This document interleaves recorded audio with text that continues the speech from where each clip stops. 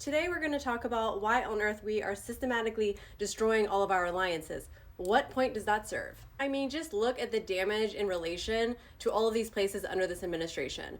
Canada, Colombia, Denmark, Mexico, Panama. These are countries that have stood beside the US for a very long time. And let's not forget about NATO, the largest military alliance in the entire world. Not only is this good for security, but it really does secure your spot at the top of world leaders. As of yesterday, we are officially now at trade wars with Canada, Mexico, and China. We have implemented our tariffs. They are implementing retaliatory tariffs on us.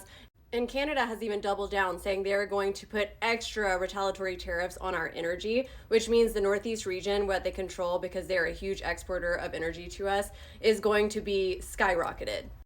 The announcement alone of these tariffs yesterday completely tanked the stock market, but also we're going to go over tariffs because I think there's a little bit of confusion about how they actually work.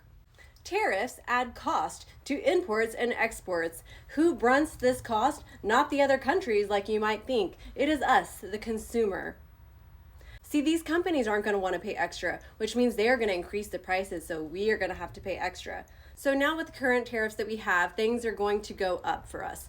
Food, electronics, car parts, cars, building supplies, clothing, toys, you name it. Everything's gonna go up, even fucking energy. And make no mistake, the world is vast. Alienating our allies and pushing them away is not a game, and we run the risk of pushing them towards our adversaries, losing crucial trade deals, and just weakening our position globally in general. China, for example, has already been talking with Canada, and they are in talks to start trade deals. So in Trump's head, he thinks that we are going to end up hurting all these other countries, but in reality, they're probably just going to find other people to trade with, and we are going to be the ones fucked. And let's talk about Ukraine, because we have officially halted all aid to Ukraine, and this betrayal has sent shockwaves throughout the world. And while the US turns its back, the rest of the world has come together and is really stepping up, showing diplomacy and following through on their agreement. Other countries are really rallying together, coming together, picking up the slack, and proving true global cooperation. Trump has claimed that we were providing way more, like $200 billion more than Europe during this aid, but this is completely inaccurate, completely false, completely lies. Europe has actually contributed more than we have. We are about neck and neck, but Europe has contributed more to Ukraine and are following through and contributing still, while we are just backing out.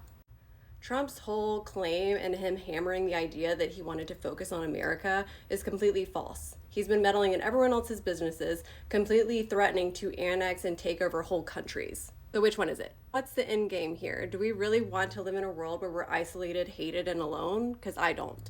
I love other countries, and I think we should be building relationships with these other countries, not alienating ourselves from the rest of the world. World trade and alliances benefit us all, so what is the point in pushing everyone away? The EU, Canada, and even the fucking King of England has stepped up in support for Ukraine, showing real diplomacy, bringing everyone together and figuring this out on a global scale. And it makes me really sad that we aren't part of that. The stark difference of treatment for this man was palpable between how he was greeted here, the king actually inviting him to his personal residence. I've actually spoken with some friends in the UK, and they said that does not happen. It was a complete statement, proving a point. Also, the fact that this happened all within a few days was a bold and decisive statement as well. I will say maybe actually the only good thing from all of this is that we're actually bringing everyone else in the world together. Even countries that may not have had the best relationships in the past are actually putting all of their problems to the side and coming together to show real diplomacy and effort to try to mend everything. So at least there's that. Because of our fuckery, the whole wide world is coming together around us. So that's nice for them. And this is the kind of leadership that we need. Compassionate, diplomatic, and strong, not driven by hate, indifference, and greed. So I ask people, do you really want to live in a world where the US is isolated from the rest of the world? Does that sound appealing to you? Because it does not to me. I don't want to be part of an arrogant, isolated, selfish nation. I want to build bridges, not walls.